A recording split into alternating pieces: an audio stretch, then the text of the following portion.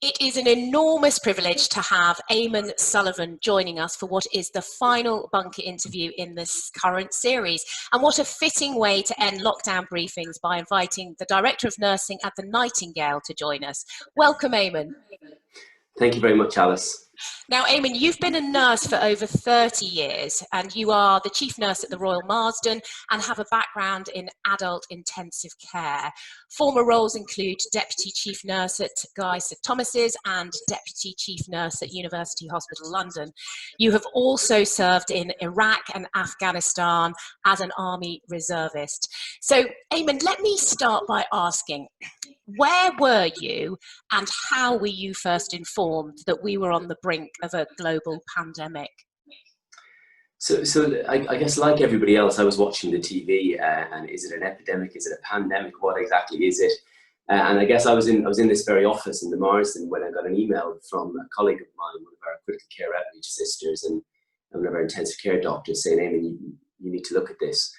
And what it was a link to the European Society of Intensive Care Medicine, where there was an open letter from Italian intensive care clinicians saying that they were on fire, basically, that they were under massive pressure, that they were overwhelmed. And this was probably early in the second week of April, maybe the 13th, 14th of April, or just before that. And I can remember the hairs standing up on the back of my neck and you know, all the news articles, everything just fading away and just being completely focused on that because it's not well known probably outside of critical care family, but the Italians are exceptionally good at intensive care. Most of our brilliant research in intensive care comes from Italy. It's a very advanced system. They're brilliant at what they do. So when they're saying that you have to prepare, that we're overwhelmed, that people are dying in the corridors, it really made the hair stand up in the back of our neck. It became very, very real. And I can remember almost kind of like time stopping. There and then in that moment. It's early March, but it could have been a year ago. It feels like a long, long time ago. And what were you most fearful of when you heard the news? What was the most fearful part of that news for you obviously as a nurse? I suppose I feared for our patients. I feared for our staff. I feared for my family. I've got kind of an elderly parent and vulnerable members of my family. But first and foremost, it was about, oh my goodness me, we have to get ready, and we're not ready, and we have to get ready at pace, and we have to move very, very quickly now. We have some time, but time is limited, and we have to make every single minute and every single hour count to prepare. Everything else has to stop. Everything else has to stop. This takes priority over everything we do. It's about getting, at that stage, it was about the Marsden, about getting the Marsden ready, protecting patients, protecting staff, protecting our system, and also supporting colleagues as well across, you know, the kind of mutual aid type piece. Now, you have a strong military background in nursing. How important was that experience when it came to, you know, getting into operational mode, as it were? Yeah, I'm really lucky. I've been an Army reservist for 20 years and I've served in command positions in Iraq and Afghanistan, and I've built intensive care units in the desert, in war zones.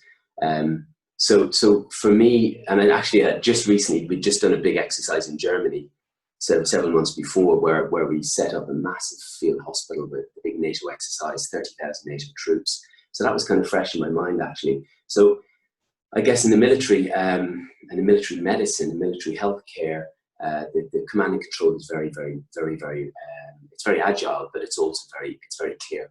Command and control is systems are very, very explicit, and it covers everything from staffing, logistics, external threats, internal threats. There's a system that actually has got applicability in the NHS. So that was the first thing that came into my mind was, how can we put in a military-style command and control system into the Marsden tomorrow? And I need to knock on the CEO's door, and I need to get the crew involved and the medical director, and we need to pull together to come up with a really robust command and control system. So the military helps you to see through kind of noise and chaff and get to the issue very, very quickly in a structured way that is also very inclusive as well. So we need people to be working at the top of their license and at the top of their competency. So pushing decisions down to people, listening to people on the ground really acutely, and doing everything we can as a leadership team to allow them to do their jobs to the best of their ability, which is about caring for patients and themselves. So you were first tasked, obviously, with the Marsden. How did the Excel get involved? How did the Nightingale? What was the sort of chain of events that led you to, obviously, that role in the Excel in the Nightingale? So we were probably everything falls around St. Patrick's Day, because St. Patrick's Day was cancelled in Ireland, so that was kind of a big moment for me.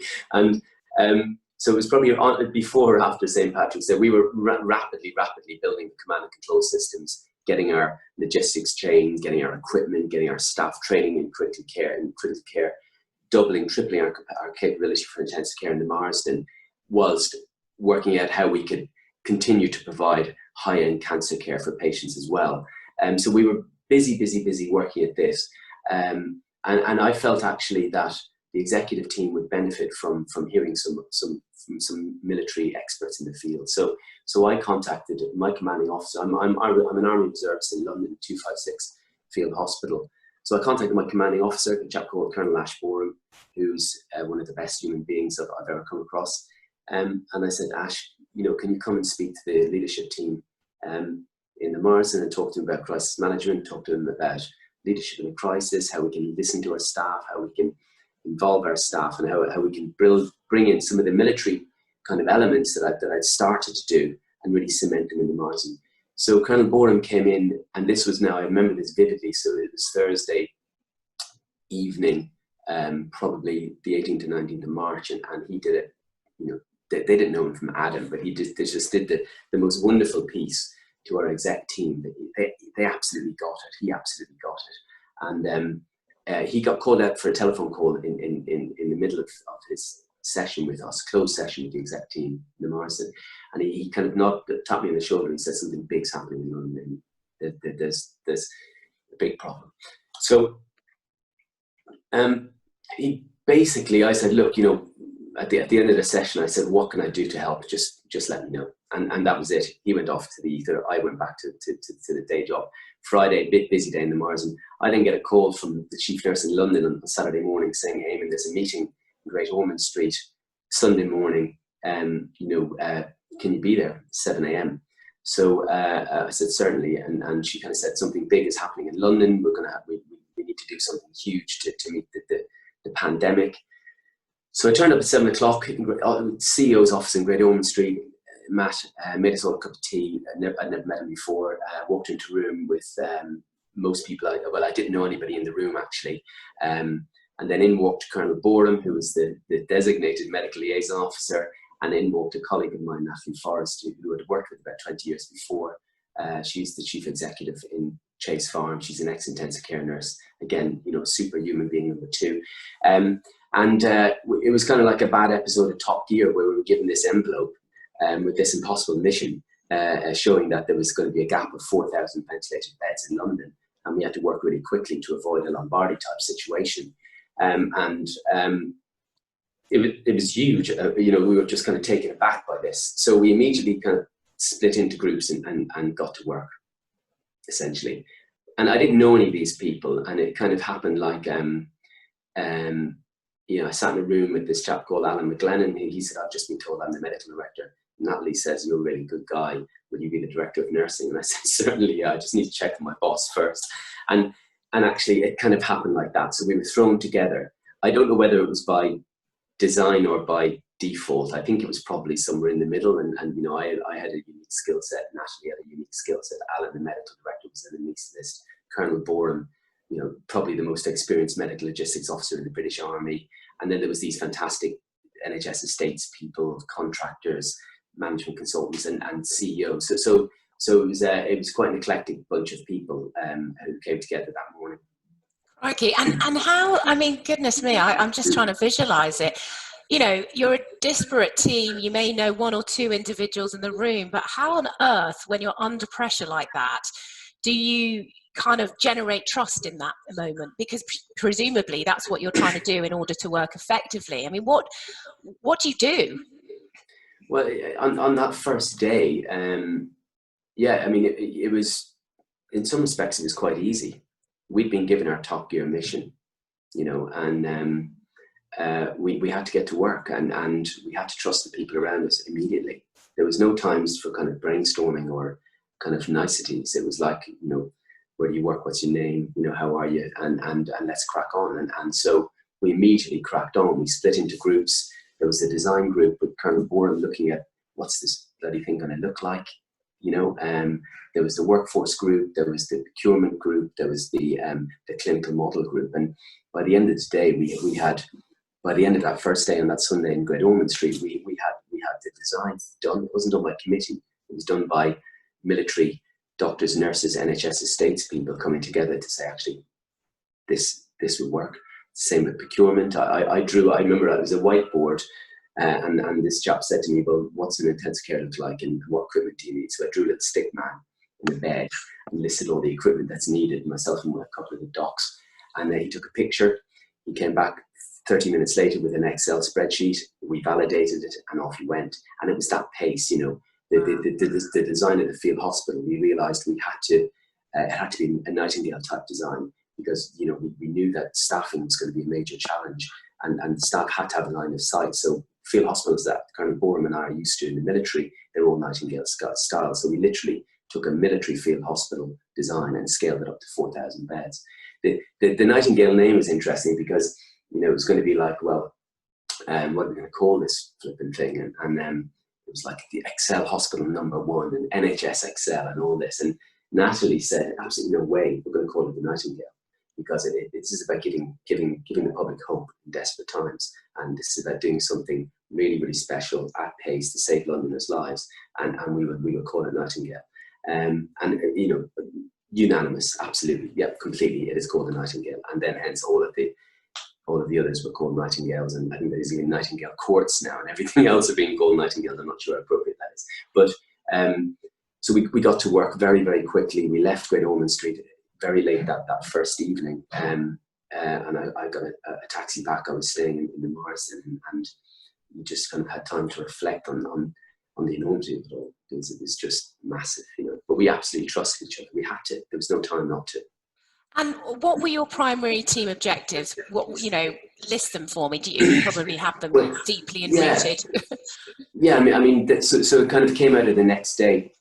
We were told to go to the KPMG offices, and we were initially a team of 8 or 9 that now became a team of 20, 30, 40, and some more military people, more contractors, NHS estates, a whole variety of different people kind of came together. And that morning was a very different atmosphere. It was a very, very tense atmosphere. And you know, you could see people were scared, frankly, because people had had time to think about this gig overnight, and it became, you know, people were nervous, and the atmosphere was different. So myself and Natalie and Alan and Colonel Boren were kind of pushed into this room of all these people who were kind of pacing up and down, and we said, you know, you need to speak to them. So probably one of the greatest kind of leadership moments of my life, when kind of Natalie kind of stepped forward and said, you know,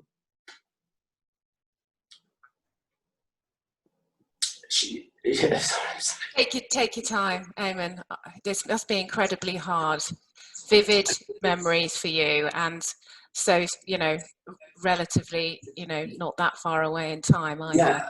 So it was a great leadership moment, and Natalie said, she said, look, it's okay to be scared. We're all scared, and the atmosphere changed straight away, because it was okay to be scared. And I've seen fear in the military, and you have to control fear. Fear is a really important human emotion that you can't disrespect, you can't push it away. You need to harness it and use it positively, because it is a positive emotion. So in that moment, the bubble was burst. It's okay to be scared. We're all scared. We're all in this together. I talked about how, you know, a lot of us in the room are going to get sick, and how, you know, call it out, because this is the dream team that's going to make this happen. If you're sick, we'll look after you. If you go off the pitch, you'll come back on the pitch, and we'll carry on. So we look after each other, buddy up. And again, Alan and Colonel Bourne said some magnificent things to the group that morning. But really, that morning we kind of coined our objectives, really. And the objectives were simply to save Londoners' lives. That was it. We were going to save as many Londoners' lives as we possibly could. we were looking at the Lombardian piece, and we also said that we must not follow the experience in other countries where loved ones can't be beside the dying. And we said we'd move heaven and earth to make sure that relatives would be with their family when they're dying. So that was our second objective. The third objective was to treat the staff like rock stars, because we knew that this would be harrowing, that people were going to come from all over London, they'd never worked together before. So we said absolutely that we had to really look after our staff, and they had to have the best care, the best psychological safety, the best physical safety that we could possibly give them, bear in mind the kind of constraints of where we're working.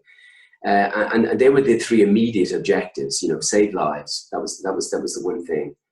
Compassionate care for the dying, and compassionate care for our staff. And the other thing very quickly that came about, maybe not, it wasn't on that first morning, but we realised as our team grew that actually we had to build a really, really, really agile learning system, because this was really high risk. I'd set up field hospitals in Cambastian and in Iraq, but it was like 5 beds, 6 beds. This was going to be hundreds of thousands and extremely high risk. So we needed a really agile, rapid learning system, one that had never been done in the NHS before, so we could really improve quickly. How could tomorrow be better than today, which is one of the great guys Dr. James Mountford, who kind of coined that phrase.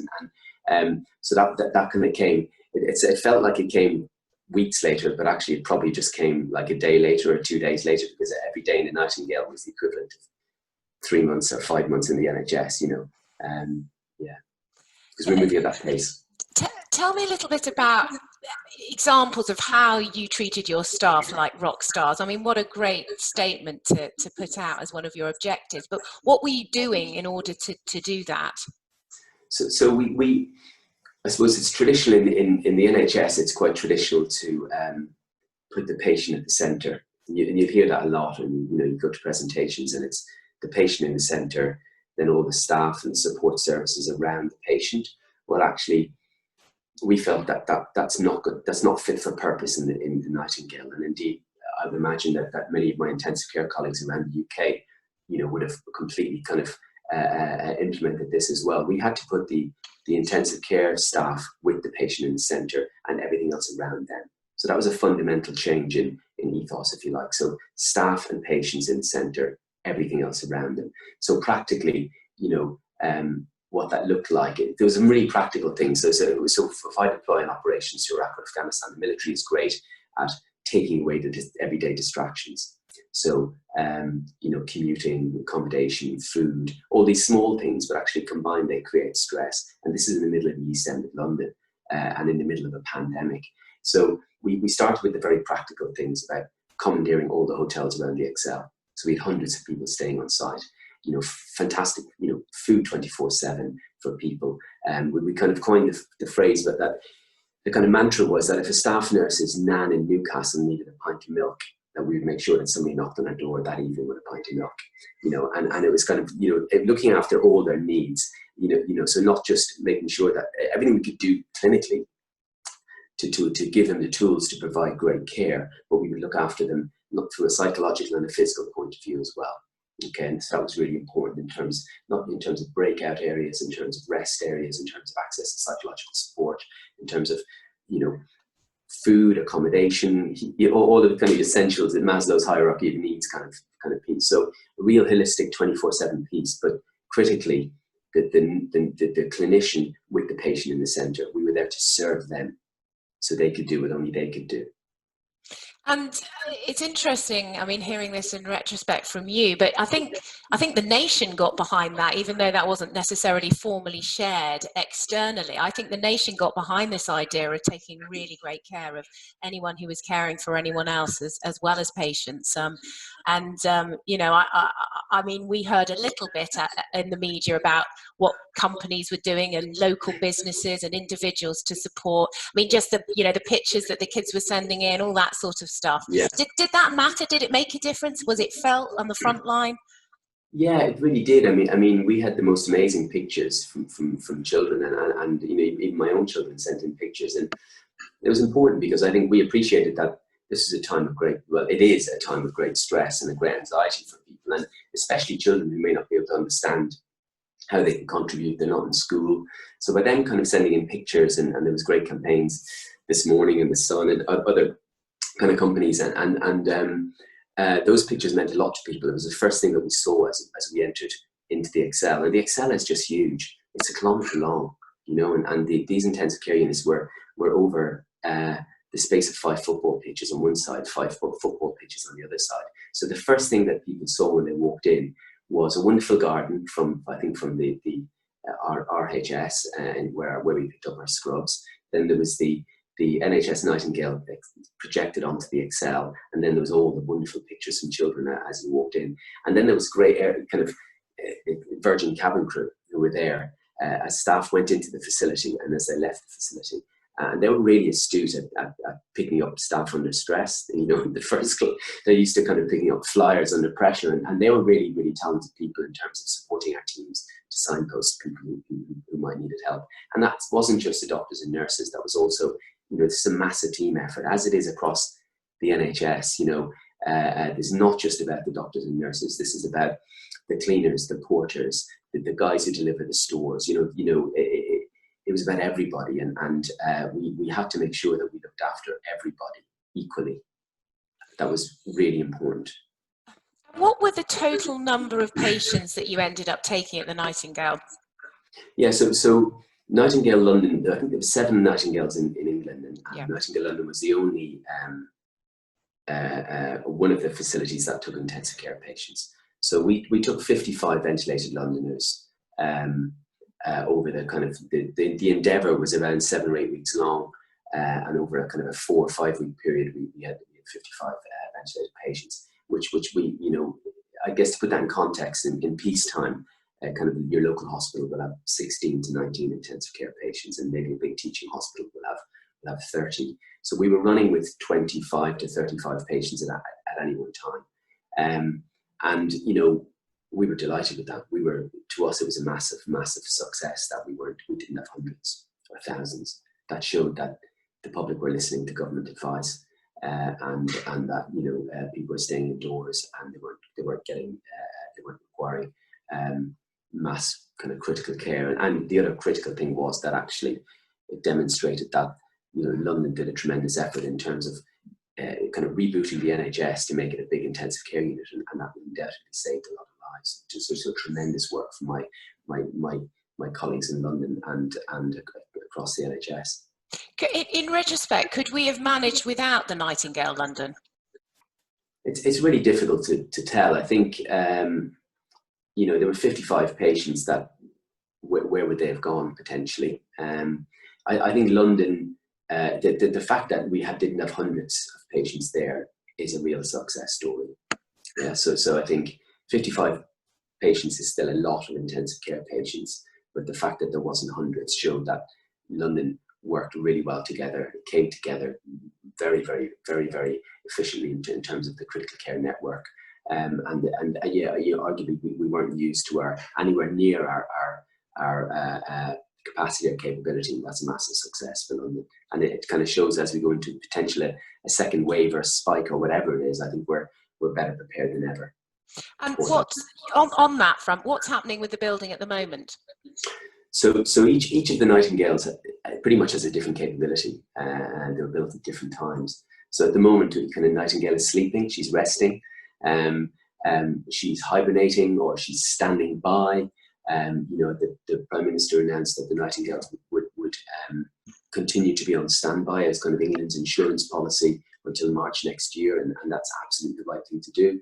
So she's currently, I guess it was almost as complicated putting Nightingale back into her box as it was kind of building her in the first place. So we had to put her back carefully, that if we have to wake her up again, we can do it quickly and at speed. So we have to jump back in again. So it's currently, the Nightingale London is right now is currently dormant. However, there is lots and lots of very clever people looking at all the Nightingales to see what can we do with these brilliant facilities in the interim. Kind of, can they be used as cancer diagnostic hubs? Can they be used for other things? So I'm not directly involved in that, but I know there's lots of work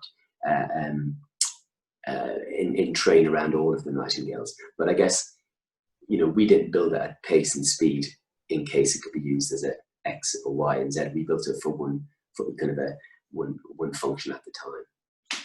Um, Going through the magnitude of what you and your team experienced is kind of unimaginable, really. What are you doing now? I mean, presumably the team has dispersed and it back to sort of normal jobs, as it were. Do you get in touch? Do you to get together at all in terms of not necessarily physically? Um, are you getting any support? How's that all worked out? So first of all, I think it's, it's really important. The context of the Nightingale is really important. This was a small part of a massive national endeavour across health and social care, with hundreds of thousands of people being involved in pivoting towards kind of managing this pandemic to the best of our knowledge, with the knowledge that we had at the time. So we were a very small part of it, and certainly in terms of critical care capacity and critical care capability, a fraction of what was actually provided by all my wonderful kind of colleagues across Great Britain. So that's important, although our endeavour was different because we did it in a conference centre at no notice, with people we didn't know. But context is important in terms of scale and size and contribution. So yes, so there's a Nightingale advisory group in London. There's the NHS England is coordinating the Nightingales across England. It's very much active. It's very much alive.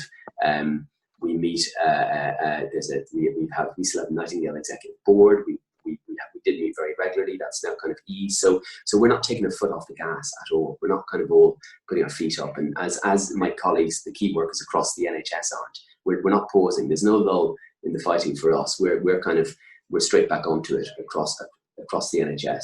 So the Nightingale processes, Nightingale kind of policies, Nightingale readiness is at the forefront of our mind, whether it's in Excel or whether it's in other facilities. There's lots of learnings come out of the Nightingales, as there's lots of learnings come out of critical care and NHS social care across England. So we're working with partners, and we're working with regulatory partners and other partners in the NHS to see what can we extrapolate for kind of post-COVID peacetime NHS. What's the learning? What can we drop in? We're not going to stop, and it was a special endeavour that the NHS has gone through in phase 1 of the pandemic. How can we prepare for whatever's going to come next? And then, how can we reboot the NHS to care for cancer patients and cardiac patients? And then how can we also then think about a post-COVID world, of the health service? So there's lots of different things happening at the moment, but I can tell you now that my colleagues in health and social care haven't stopped. And, we're working as hard as ever across all of those fronts, because, there's some wonderful learnings come out of all of this. And we feel it's our duty to make things better for the NHS and social care. And I mean, it must be. I've talked to you obviously once before about your story and the story of the Nightingale London and all your colleagues' experiences, and it's still obviously really raw. And every time I talk to you about it, I can see you get emotional. Is there an outlet for everybody who's been on that front line in that intensive situation in order to help deal with that? Is talking about it helpful? Yeah, I think everybody in the nation has been affected by this in different ways. So whether it be kind of a member of the public and losing a family member, or whether somebody knows somebody who's lost a family member, or somebody's lost their jobs. All my close friends who don't work in the health service, they've all lost their jobs. And so people are affected directly through this terrible virus, and they're affected economically. They're affected psychologically. There's a whole. I think everybody's been touched by this in different ways, and we're no different in the NHS. And I mean, yes, I think there is great support that's been kind of woven into supporting healthcare staff at this time, but it has to be sustained. It can't just be kind of a fad for the pandemic, because I spoke earlier on about how we in the Nightingale, and I'm sure many of my colleagues outside of the Nightingale put the staff and the patient at the centre. That to me has to be one of the fundamental lessons from this whole pandemic, is how we can really truly recognise the inextricable link between staff experience and patient outcomes, because there is a link. We've talked about it, but actually, unless we kind of really focus on that, I think that